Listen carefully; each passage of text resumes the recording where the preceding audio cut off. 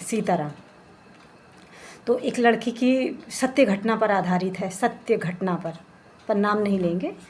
तो एक लड़की थी, उसकी शादी हुई। जब शादी के बाद उसके पेट में बच्चा आया, तो बच्चा जब आया तो उसके घर अपने मायके आई, तो उसके पेट में उसके घर में एक छोटा सा अमरूद का पेड़ लगा था। मतलब वो छोटे ही पेड़ में फल आते थे अमरूद। तो उसके यहाँ गेट खुला था। देखो इंसान दिमाग से कैसे खेलता है। हमारा मृत्यु लोक कर्म प्रधान है, हमारी एक गलती की सज़ा हमें बहुत भोगनी पड़ती है। तो उस लड़की की सत्य घटना बता रहे हैं जिसके ऊपर बीती है।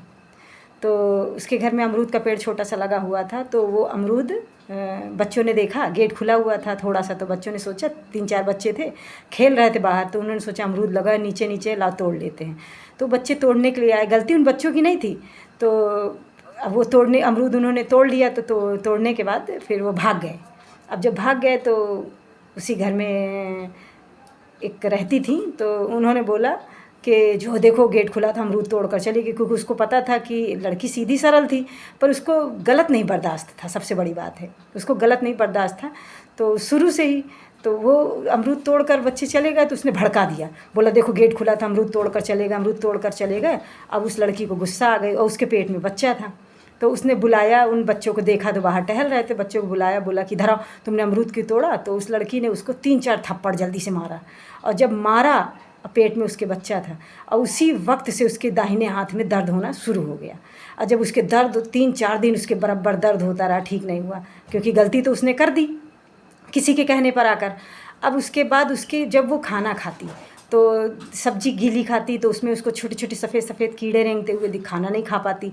जब दाल चावल खाती तो उसमें छोटे छोटे कीड़े, मतलब हर गीली चीज़ में उसको छोटे छोटे कीड़े सफ़ेद सफ़ेद रेंगते दिखते। तो उसका 9 महीना वो ख़राब चला गया लड़की का, सिर्फ एक के भड़काने की वजह से। फिर उसके बाद उसको गलत आत्माएं दिखने लग गईं, उसको गलत आत्माएं दिखने लग गईं, बहुत सारी चीज़ें गलत होने लगीं। तो वो समझ लो कि एक गलती की वजह से उसके साथ बहुत कुछ ख़राब होने लगा। फिर धीरे धीरे ऐसे उम्र बीतने लगी। फिर उसको गुरु, जब भगवान की कृपा होती तो उसे गुरु मिलते इंसान को। तो जब गुरु मिले तब वो धीरे धीरे उसको एहसास होने लगा कि हमने कहाँ किसकी वजह से हमसे गलतियाँ हुई हैं।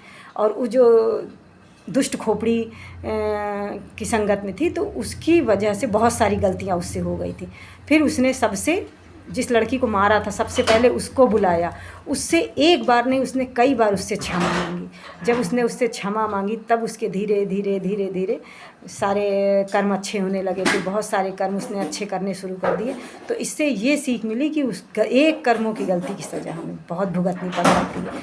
और जैसे रावण ने ना यज्ञ कराया, उसके मित्र ने बोला कि यज्ञ कराओ और ऋषियों को भोजन कराओ। तो उस भोजन में उसने क्या, उसके मित्र ने बनवाया था, मीट बनवाया था। तो जिसकी वजह से रावण को राक्षस होने का श्राप दे दिया था ऋषियों ने। तो हमें अच्छी संगत करनी चाहिए, गलत संगत नहीं। और किसी के भड़काने में तो कतई नहीं आना चाहिए, क्योंकि कोई अगर तुम्हें भड़का रहा है तो वो जाहिर सी बात है तुम्हारा नुकसान करने की कोशिश। और ऐसे हमारे जीवन में बहुत सारे आगे पीछे होते हैं, पर इंसान अपना अच्छा बुरा उसको लगता है हम बहुत समझदार हैं, पर वो अच्छा बुरा नहीं समझ पाता, और वो धीरे धीरे दलदल में धंसता चला जाता है, और वो कर्म बंधन में फंस जाता है, और जिंदा नर्क, और मरने के बाद तो जो भोगता है सो भोगता है। तो संभल कर चलें, ऐसे लोगों को थोड़ा समझने की कोशिश करें, और उनसे थोड़े दूरियां बनाएं, नहीं तो भोगने के लिए उस लड़की की तरह तैयार रहें। सीताराम।